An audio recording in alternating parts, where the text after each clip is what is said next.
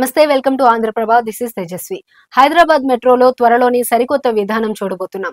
విదేశాల్లో ఉన్నట్టు open loop ticketing వ్యవస్థ ఓటీఎస్ ను తీసుకురావాలని హైదరాబాద్ మెట్రో యోచిస్తోంది. అన్ని అనుకున్నట్టు జరిగితే ఈ ఆర్థిక సంవత్సరంలోనే ఈ విధానం అందుబాటులోకి వచ్చే అవకాశం ఉంది. ఈ విధానంలో ప్రయాణికులు తొలుత టికెట్ తీసుకోకుండానే రైలు ఎక్కేయచ్చు. దిగిన తర్వాత ప్రయాణించిన దూరాన్ని బట్టి ఛార్జీలు వసూలు చేస్తారు. ప్రస్తుతం ఉన్న క్లోజ్డ్ లూప్ టికెటింగ్ విధానంలో ముందే టికెట్ తీసుకోవాలి. ఫలానా స్టేషన్ కు టికెట్ తీసుకొని మధ్యలో మనసు మార్చుకొని ముందు స్టేషన్లో దిగితే బయటకు వెళ్లేందుకు టికెట్ అనుమతించదు. కాబట్టి స్టేషన్ సిబ్బందిని సంప్రదించాల్సి ఉంటుంది. ఈ ఓపెన్ లూపింగ్ వ్యవస్థతో ఇలాంటి ఇబ్బంది ఉండదు. ఈ వ్యవస్థ అందుబాటులోకి వస్తే బస్సు, మెట్రో, ఎంఎంటీఎస్ అన్నింటిలోనూ ఒకే కార్డుతో ప్రయాణించవచ్చు. 2 ఏళ్ల క్రితం హర్యానాలో ఈ విధానాన్ని ప్రవేశపెట్టారు. బస్సు ఎక్కేటప్పుడు కార్డు చూపించి మళ్లీ దిగేటప్పుడు చూపిస్తే ప్రయాణించిన దూరాన్ని బట్టి డబ్బులు కట్ అవుతాయి.